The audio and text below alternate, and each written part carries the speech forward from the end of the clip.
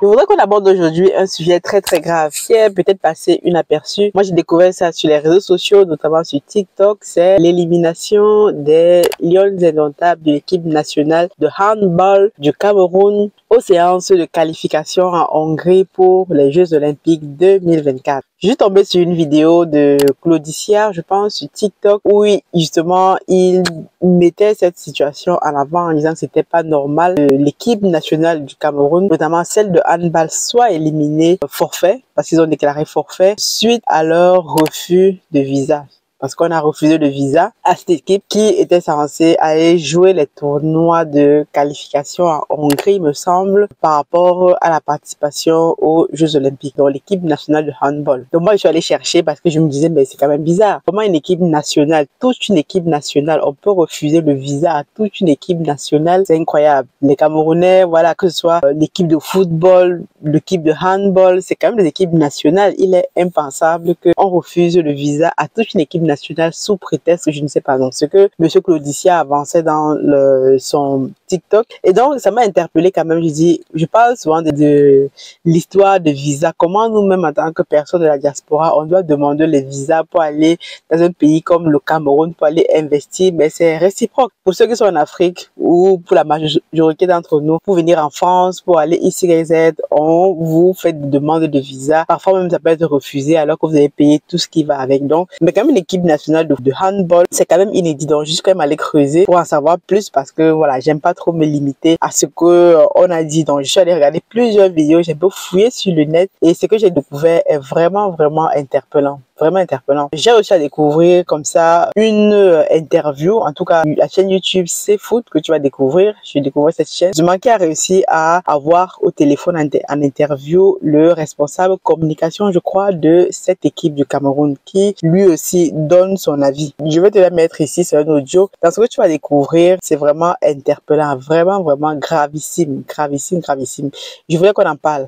Juste après. Par le football, bien entendu, le 11 entrant c'est consacré au football, mais actualité oblige et l'importance de cette actualité fait que nous soyons sentis obligés un peu d'en parler pour essayer de rétablir un peu un certain nombre de choses en donnant la parole aux acteurs principaux. Il s'agit bien entendu de cette équipe nationale du Cameroun du handball qui n'a pas donc pu participer au tournoi final qualificatif aux Jeux Olympiques de Paris 2024. En raison, a-t-on appris, d'après le communiqué, de l'incapacité de cette équipe-là, des joueurs, à décrocher leur visa pour rallier le pays qui devait abriter cette compétition. Alors nous avons donc au téléphone pour en parler Fils Daniel Injek, qui est le team presse officer de l'équipe nationale du Cameroun de handball. Fils Daniel Injek, j'espère que vous êtes avec nous. Bonsoir.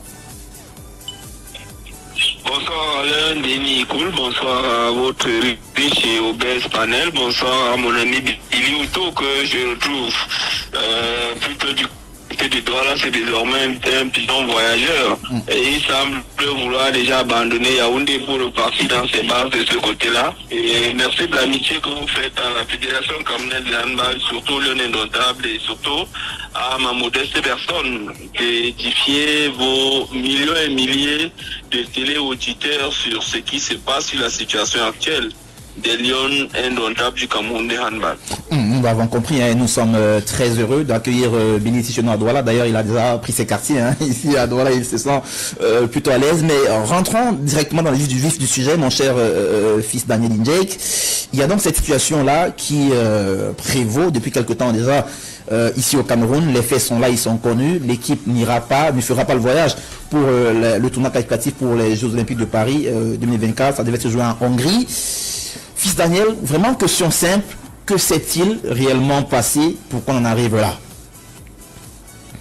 Ouais, mais merci de poser la question.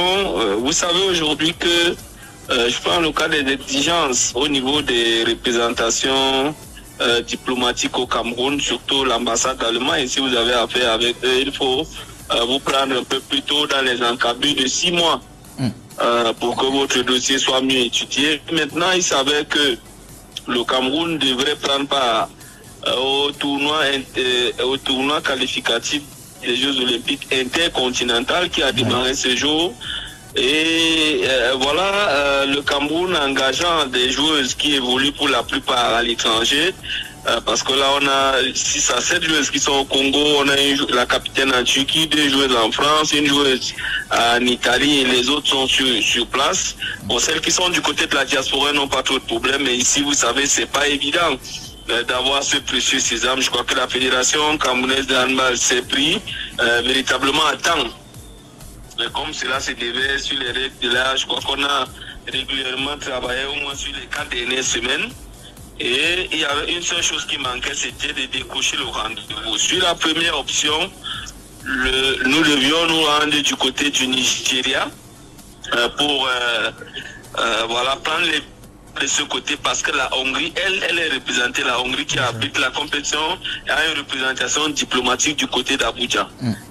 Pendant qu'on était en train de ranger les bagages dimanche dernier, on est saisi par l'IHF qui nous fait savoir qu'ils ont pu obtenir pour nous un rendez-vous au consulat d'Allemagne au Cameroun. Donc ça ne servait plus à rien de faire le déplacement d'Abuja au Nigeria pour aller plutôt parce que le partenaire de la Hongrie c'est l'Allemagne. Maintenant on a pris rendez-vous, je crois, c'était aux encabus de vendredi dernier où les rendez-vous ont été validés dans les encabus de 17-18 heures. On a pris rendez-vous pour lundi à 13h30 au consulat d'Allemagne à Yaoundé, qui est non loin de l'hôtel de ville de Yaoundé. On a fait la paperasse qu'il fallait. Vous savez, aujourd'hui, l'assurance voyage, elle n'est pas groupée. Une assurance voyage est individuelle. Et imaginez-vous, parce que on a eu la nouvelle traite à vendredi, et il fallait s'y prendre très tôt le lundi matin. C'est ainsi que nos équipes se sont déployées au niveau de AXA Assurance sans publicité aucune, parce que c'est l'assurance qui se doit. Voilà, lorsque vous allez en Europe, ils ont confiance à cette assurance-là. Et pendant que nos équipes étaient de ce côté, l'heure du rendez-vous a sonné 13h30, les joueuses se sont pointées. En fait, les membres de la délégation, je crois 23 personnes, des joueuses et les membres de la délégation qui devaient être conduites par le secrétaire général et l'un des vice-présidents de la fédération sont pointés au consulat d'Allemagne. Moi-même, j'étais présent.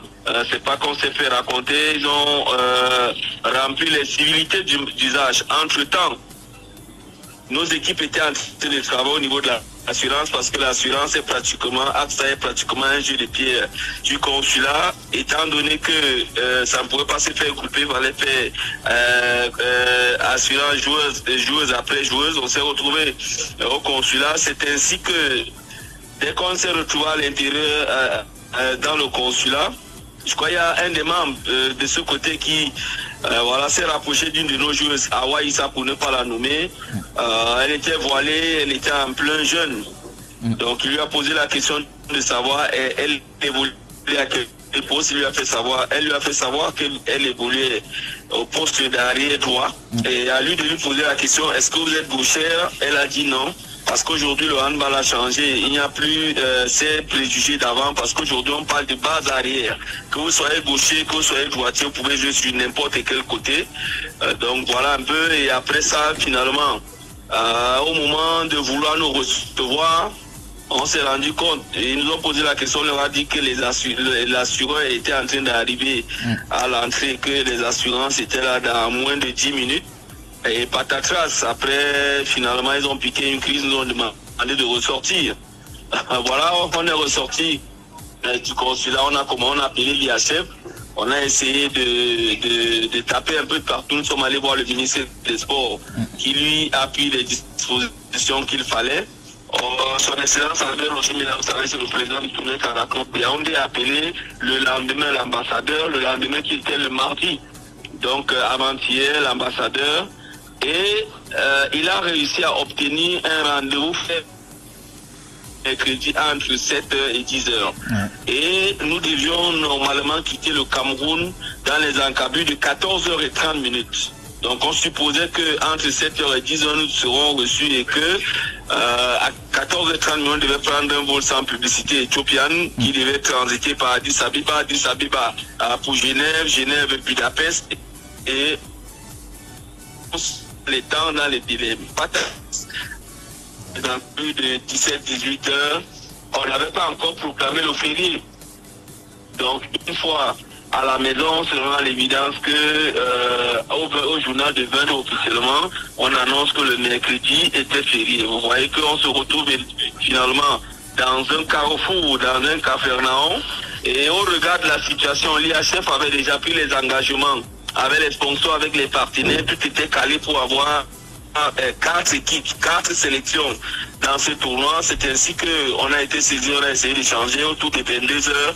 On a été remplacé par la Grande-Bretagne à travers une wild card que ces derniers ont lancé. Donc voilà un peu grosso modo la situation qui s'est posée. Et hier, on s'est rendu à l'évidence que toute la toile a pris feu en faisant savoir qu'on a été abandonné par le ministre des Sports, on a été abandonné par le Cameroun, que non, il n'est nullement question de ça. Il est question que finalement on ne sait pas comment on peut expliquer ça, mais en arrivant, c'est sûr, parce que on était en train de forcer pratiquement la main à ces Allemands qui ont leurs us et coutumes, ils ont compris. En posant la question à la juge, ils se sont dit que peut-être ils ont eu des suspicions, alors que c'est une joueuse qui a pris part au dernier championnat du monde du côté de la Norvège où nous y étions. Donc voilà un peu la situation grosso modo. Aujourd'hui, ça enflamme de tous les côtés. Mais je peux vous rassurer ici, Alain Denis Sekoul, et à tous vos consultants, vos auditeurs du 11 entrants, que le ministre, pour une fois, a fait toutes les diligences. Nous avons eu, pour les fonctionnaires, les autres démissions. Il a signé la liste officielle. C'est ce dont on avait besoin, soit au consulat, soit à l'ambassade. Au niveau des moyens, les moyens ont été dégagés pour que on puisse représenter le Cameroun, surtout que c'était une première pour une équipe africaine de prendre part au tour intercontinental. Donc voilà un peu grosso modo. Aujourd'hui, la situation a pris une autre tournure. Maintenant, on se pose les questions à notre niveau. Est-ce que c'est pas parce que en 2017, on était à Leipzig au championnat du monde, 4 joueuses se sont évaporées. En Espagne, on était au championnat du monde, 4 joueurs sont évaporés. Il y a quelques temps, lorsque nous étions du côté de la France en préparation des derniers championnats du monde, 2 joueurs se sont évaporés. Est-ce que c'est pas ça qui est en train de nous rattraper aujourd'hui? Parce qu'il faut peut-être le dire pour attirer l'attention de ces enfants. L'État consentit beaucoup de moyens et d'aucuns pensent simplement parfois à l'Eldorado ailleurs en se disant que c'est de ce côté. Je sais pas, parce que je ne veux pas me mettre à la place de ces derniers, mais c'est véritablement difficile, c'est regrettable. Donc voilà, grosso modo, la situation broussée, ce qui s'est passé. On n'a pas, je crois que ces Allemands n'ont véritablement pas voulu nous donner les visas. C'est pour ça qu'ils ont créé comme un incident pour ne même pas nous recevoir, parce qu'on n'a même pas payé les frais de visa avant de demander le remboursement. Donc voilà un peu la situation. Fils Daniel, je crois qu'on a compris, mais vous-même, vous parliez au départ de questions liées au délai. Mais qu'est-ce qu'il fallait, ou alors qu'est-ce qui s'est passé pour que vous ne vous y preniez pas suffisamment tôt, lorsqu'on sait que l'équipe... Non, c'est plus, Alain Denis, je vous ai dit en préambule que c'est une compétition. C'est pas comme, par exemple, un homme d'affaires qui sait que dans 6 mois, il va aller faire une affaire en Allemagne, comme un étudiant qui sait que dans 6 mois, il doit aller, comment je vais dire, il y a 6 mois, on n'était pas qualifié pour la compétition. Vous voyez que déjà là, on était hors délai. Mais il y a un mois, on y était quand même qualifié, non? C'est une compétition. Et la malchance qu'on a, c'est que le pays qui habite la compétition n'est pas représenté ici, mais a un partenaire. Le partenaire est libre et a ses engagements, a sa manière de fonctionner, a sa manière de faire les choses. Quand on vient les forcer la main, parce que là, c'est pas nous.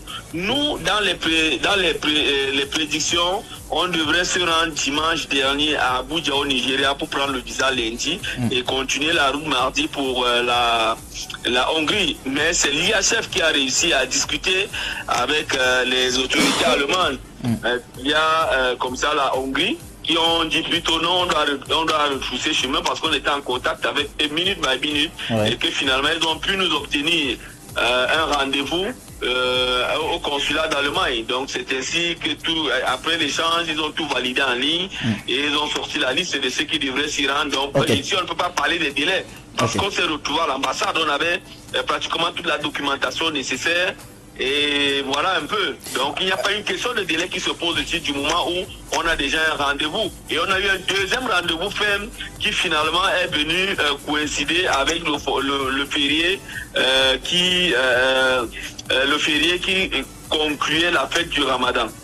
Alors, fils Daniel, selon une certaine opinion répandue à grand renfort de publicité au Cameroun ces dernières heures, on apprend qu'il y a beaucoup de documents dont ne disposait pas la délégation camerounaise, notamment évidemment la question des assurances, elle vous l'avez déjà balayé. Il y avait aussi des billets d'avion dont vous ne disposeriez, parlons conditionnel, pas du tout. Les réservations d'hôtels. Je pose la question pour qu'on comprenne. Je vous ai dit. Oui, allez-y. Alors, je pose la question. On parle donc des billets d'avion, des réservations d'hôtels dont vous ne disposiez pas. Qu'en est-il exactement? Est-ce que les moyens du côté du ministère des Finances ont été débloqués à temps pour que vous puissiez avoir tous ces documents-là? Est-ce que vous les aviez réellement? Je vous ai parlé du plan de vol qu'on avait déjà pour se rendre du côté de Budapest. Si vous n'avez pas les billets d'avion, comment vous allez connaître le parcours, votre itinéraire pour arriver au lieu de la compétition? Et dites-vous que c'est des compétitions avec préaccréditation et accréditation. Ok. Ça veut dire que on devrait loger au Mercure Hotel. Est-ce que vous comprenez un peu? Allez-y. Donc si vous étiez en télé, on devrait même filmer ces documents et vous les faire parvenir. Tout était, toute la documentation liée à la réception du côté de la Hongrie est envoyée par l'organisateur de la compétition, un peu comme si les lieux notables du Cameroun de football allaient à la Coupe du Monde ou aux Jeux Olympiques. Je ne sais pas si un problème de tel peut se poser. Vous connaissez comment ça se passe? Vous êtes un journaliste impliqué. Vous étiez à la Coupe d'Afrique il y a quelques jours. Je crois qu'en arrivant, les Lions connaissent déjà là ils vont résider. Donc il n'y a pas un débat à ce niveau. En parlant des billets d'avion, je vous ai dit, l'État du Cameroun, le ministère a pris toutes les dispositions. D'abord, on a fait venir une dizaine de joueurs qui évoluent à l'étranger. Ouais. Comment on a fait pour les faire partie du Congo qui ont joué pour d'aucunes avec DGSP le samedi, d'autres avec Otoyo le dimanche, la capitaine du côté de la Turquie et les autres en France et en Italie. Comment on a fait pour les faire partie pour arriver ici s'il n'y avait pas les billets d'avion? Est-ce qu'elles ont pris les bateaux? Est-ce qu'elles ont pris, je ne sais pas, quelles dispositions elles ont pris pour arriver? Tout était au Cameroun. Donc en parlant des billets d'avion, s'il y a déjà la possibilité de faire partie les joueuses des clubs pour arriver au Cameroun avant que d'aller à l'ambassade, elles venaient juste prendre le visa parce que vous savez, pour d'aucunes, elles n'ont pas les cartes de séjour là elles sont. Donc c'est difficile de... Le coach même est du côté du Bénin. Le coach Magala est arrivé. On l'a fait venir du Bénin, il est arrivé samedi très tard dans la nuit. Okay. Les joueuses, les derniers arrivaient dimanche, un peu comme la capitaine Ben Bedian qui évolue en première division en Turquie. Ok, alors donc, comment on les a fait venir s'il n'y avait pas de moyens, s'il n'y avait pas de billets d'avion? Alors, c'est un argument qu'il faut rapidement battre en baisse. Ok. L'État du Cameroun a pris les dispositions pour qu'on soit en Hongrie, pour qu'on représente valablement le Cameroun. Alors, s'il faut donc se résumer, cela voudrait dire que ni la Fédération camerounaise de handball, ni l'État du Cameroun ne sont responsables de ce qui s'est passé, mais c'est plutôt une sorte de saut d'humeur de la nation qui était chargée de vous de délivrer des visas, en fait. Bon, moi je vous rassure encore ici que la fédération à son niveau, des équipes au niveau de la coordination ont travaillé pendant au moins 4 semaines sans dormir. La fédération à son niveau disposait de ce qu'il fallait pour que voilà, ces joueuses obtiennent ces visas, surtout que la délégation était réduite. C'est au plus 3 personnes qui devaient voyager pour la compétition. Le président a désigné le chef de mission qui était le secrétaire général de la Fédération camerounaise de handball. Donc pour faire ça, toutes les énergies étaient concentrées pour que cette équipe aille représenter le Cameroun. Donc je crois que pour 23 personnes, ce n'est pas une cinquantaine de personnes qui étaient là. Toutes les dispositions ont été prises à la fédération.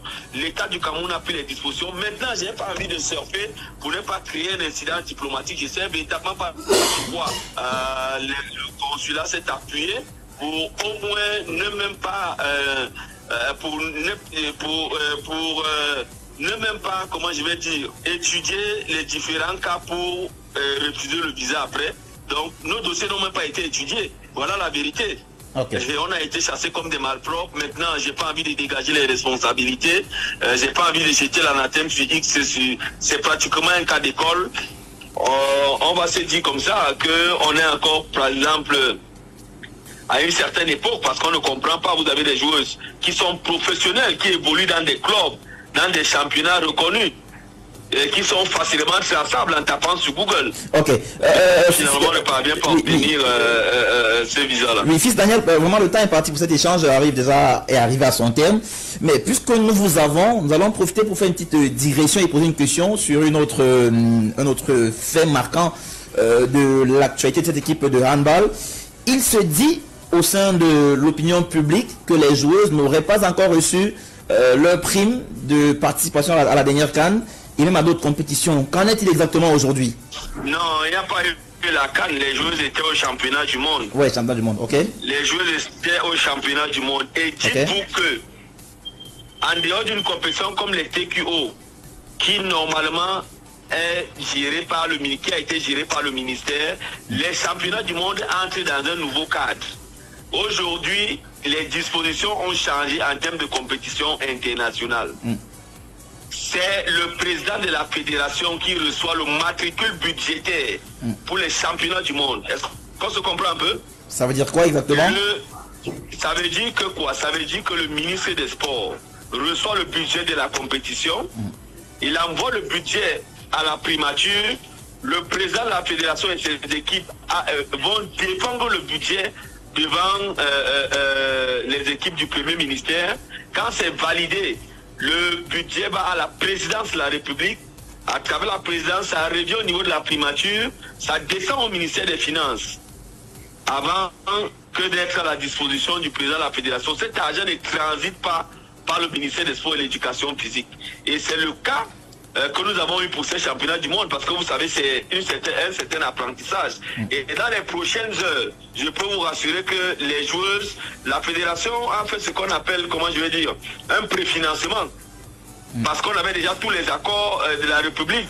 Maintenant, ce qui coince, c'est les primes qui n'étaient pas encore payées. Mais je peux vous rassurer en exclusivité sur le 11 entrant que dans les prochaines heures, dans les prochains jours, dans les prochains jours, pratiquement, les joueurs vont passer à la caisse pour ce qui est des primes. Parce que vous savez, ça n'a pas été relayé, mais les joueurs ont réussi au moins l'espoir, cette fois, de passer à la phase, au tour principal. Ce que le Cameroun n'avait jamais fait. Donc, et au niveau de la primature, au niveau du ministère des Sports, au niveau des finances, on sait exactement, et les filles, pour la plupart pour toutes qui ont pris part à cette compétition, connaissent ce qu'elles doivent gagner. Et cet argent sera payé dans pratiquement les prochaines heures du côté de pour leur participation à ce championnat du monde. Donc ça ne relève pas, c'est le process. C'est le process obligatoire aujourd'hui et je crois qu'on a suivi le process jusqu'à son bout qui est pratiquement à terme, qui est en train d'aboutir. Merci, fils Daniel Injek, vous êtes...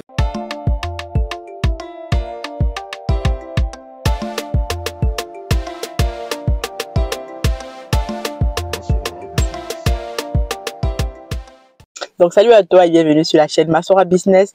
Si tu me découvres dans cette vidéo, moi je m'appelle Aniel Cruzel, je suis ingénieur logiciel, entrepreneur, auteur d'un livre magnifique, Investir en Afrique dans la pisciculture. Si tu souhaites te procurer ce livre, en barre de description, tu peux avoir ce livre sous la forme digitale ou encore sous la forme papier. Si tu souhaites aller plus loin, lancer ton projet piscicole en Afrique, participer toi aussi au développement du continent en lançant une activité extrêmement nécessaire pour nos pays, Africa Food aujourd'hui est ton partenaire. Nous t'accompagnons dans ce domaine-là. Tu peux aller dans notre académie, prendre un coaching, me contacter par mail, peu importe. Je réponds toujours, mais le but pour moi, c'est d'accompagner un maximum de personnes pour se lancer dans ce domaine en Afrique. Donc, nous avons mis en place des coachings et tout ce qui va avec. Par contre, aussi, si tu souhaites investir dans une entreprise d'envergure, nous avons actuellement 2 places disponibles pour de l'actionnariat. Donc, tu peux aussi rejoindre l'équipe Africa Food Industries en investissant avec nous, en voyant ce que c'est qu'investir dans la pisciculture, être tous les jours sur le terrain. Donc, en barre de description, tu vas aussi découvrir un formulaire que tu remplis et ensuite nous te contactons. Mais aujourd'hui, je veux justement qu'on parle des raisons pour lesquelles cette équipe a été éliminée. Donc, on va se baser,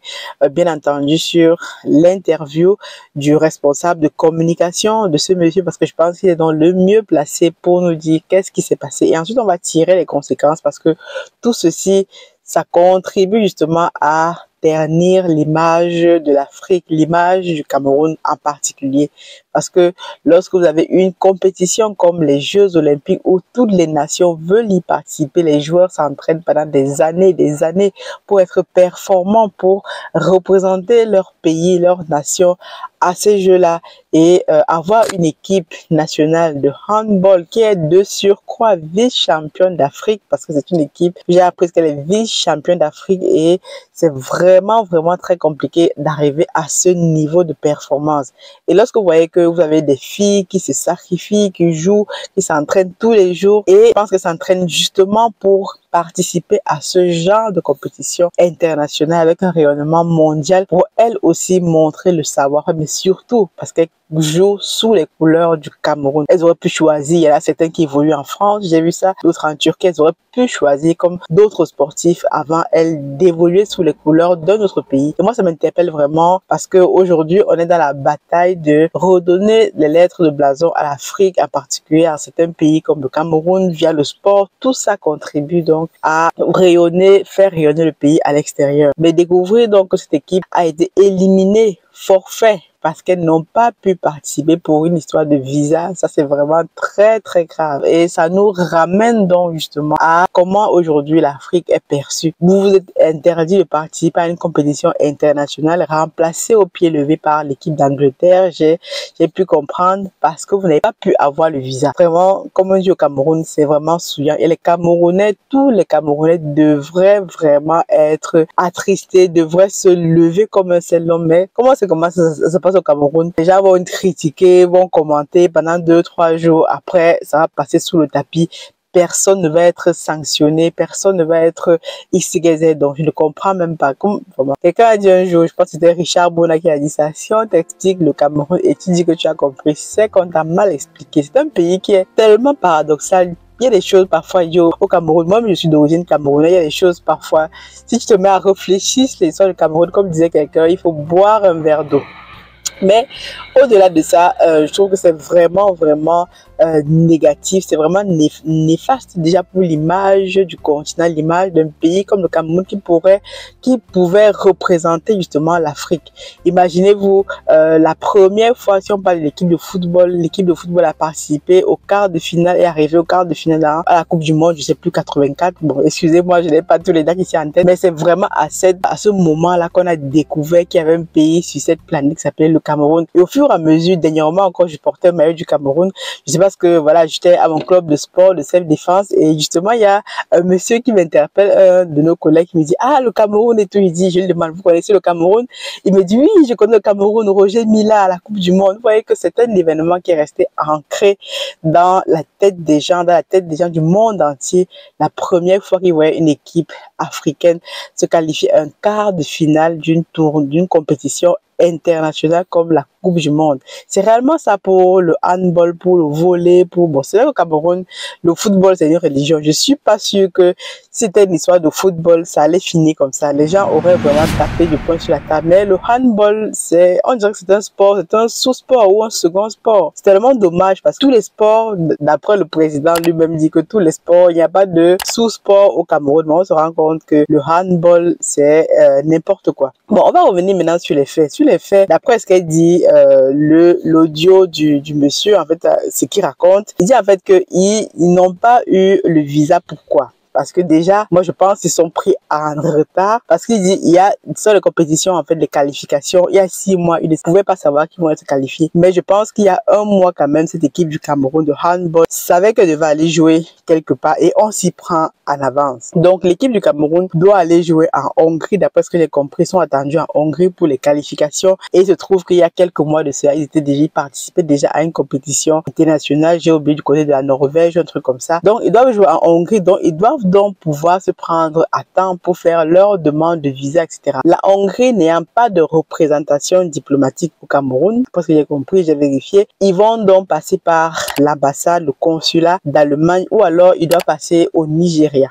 Et d'après ce qu'il dit, ce monsieur, dit qu'ils étaient en partance pour le Nigeria, mais ensuite, ils ont réussi à avoir un rendez-vous avec le consulat du Cameroun en Allemagne pour donc les recevoir, je pense quelque chose comme 2 ou 3 jours avant leur départ. Vous voyez déjà que c'était déjà trop tard. Lorsqu'on veut faire les demandes de visa, nous tous, nous sommes conscients que ce soit une équipe nationale, une équipe XYZ, que vous soyez un individu, vous devez vous comprendre au moins 1 an avant parce qu'il faut fournir les documents de représentation. Même s'il y a toutes les accréditations, tout est déjà validé puisque c'est une équipe nationale qui va compétir. Je pense qu'il y a un problème là-dessus. Il y a certaines joueuses apparemment qui évoluent en France, d'autres qui évoluent en Turquie et certaines qui n'ont donc pas les titres de séjour qui évoluent au Cameroun ont donc besoin de visa. Voilà l'histoire de visa. Comment les gens ratent une compétition, ils sont en train de rater une opportunité de toute une vie à cause d'une histoire de visa. Toujours est-il que, d'après ce que lui-même raconte, ils se sont pris en retard, parce qu'ils sont pris en retard et ils sont donc arrivés, ils ont eu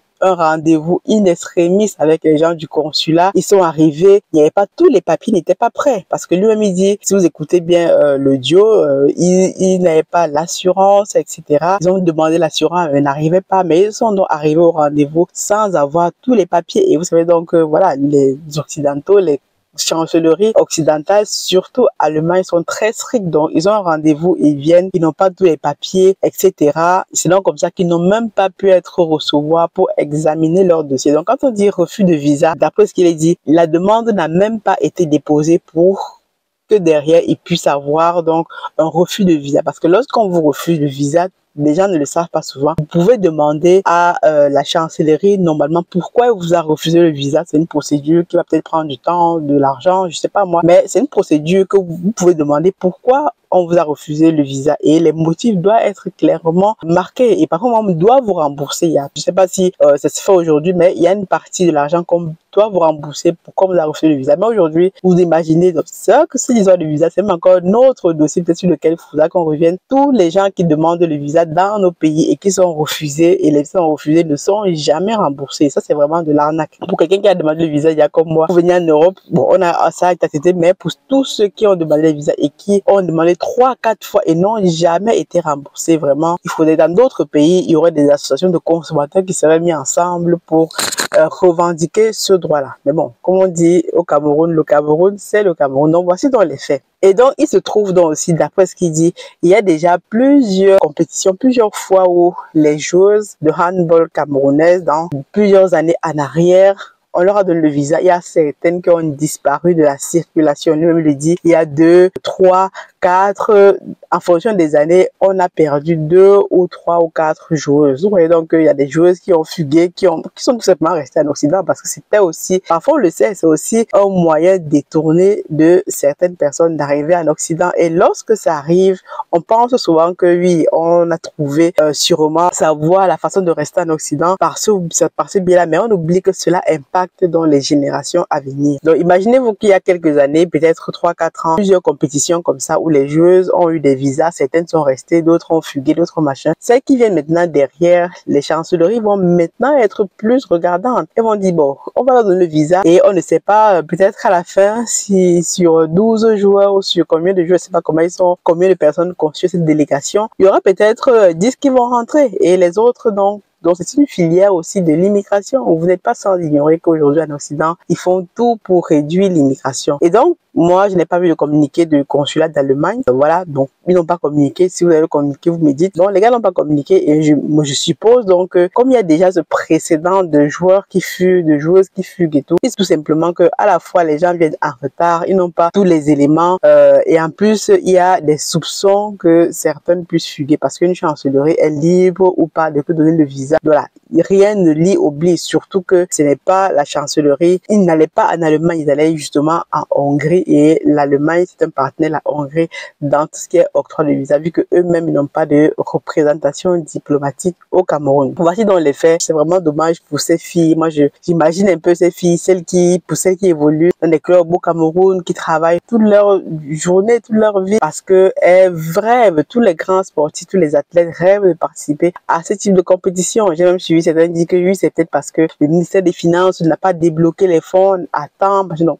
peu importe ce qui est arrivé, toujours est-il que c'est réellement la honte et la grosse honte. Si les gens n'ont pas fait le travail à temps, les gens n'ont pas fait X, Y à temps, il y a toujours des papiers administratifs, tout le monde veut manger à tous les niveaux. Donc ça, c'est aussi quelque chose au Cameroun qu'il faut réellement dénoncer, parce que lorsque tu arrives quelque part, tu demandes un service, on va traîner pour que de le service, même lorsque tu as droit à service, parce que les gens veulent manger X, Y, Z.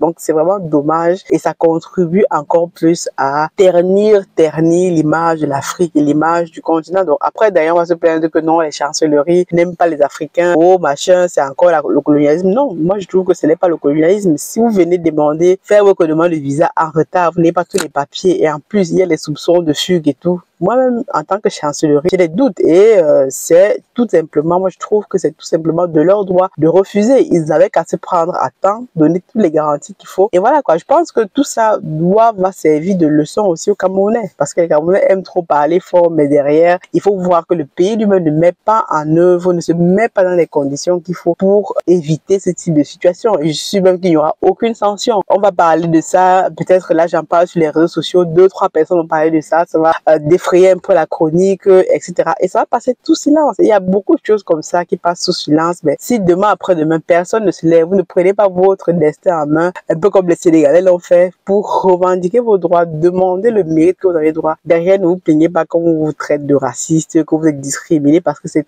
tout à fait normal. Et moi, je suis d'accord avec ce type de décision. Si vous ne vous prenez pas à temps, vous ne prenez pas vos responsabilités, on sera toujours traité de la sorte. Dis-moi ce que tu penses de cette vidéo aussi. Est-ce que tu penses que c'est une question de discrimination? Est-ce que c'est le racisme envers les Africains? Sur le colonialisme? Et même les joueuses elles-mêmes, j'ai vu en fait sur Actu Cameroun, même les joueuses elles-mêmes imputent tout cela à la responsabilité de leur équipe, de leur fédération qui n'a pas fait les choses à temps.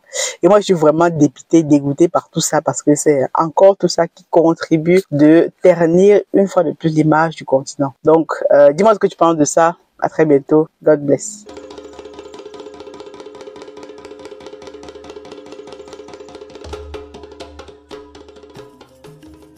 Bienvenue chez Africa Food Industry, votre partenaire de confiance pour une alimentation saine et de qualité.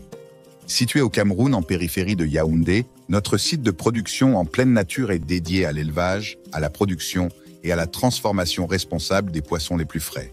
Chez Africa Food Industry, nous élevons et transformons une variété de poissons, notamment le silure, la carpe et le tilapia, dans le respect de l'environnement et du bien-être animal. Nos processus d'élevage rigoureux garantissent que chaque poisson est traité avec le plus grand soin, du moment de la capture à son arrivée sur votre table. Découvrez notre large gamme de produits finis, des filets de poissons frais aux délicieuses conserves de carpe de silure et de tilapia, prêts à satisfaire les palais les plus exigeants. Pour des produits de qualité supérieure, faites confiance à Africa Food Industry. Contactez-nous dès aujourd'hui pour en savoir plus. Africa Food Industry, nourrir le monde, une bouchée à la fois.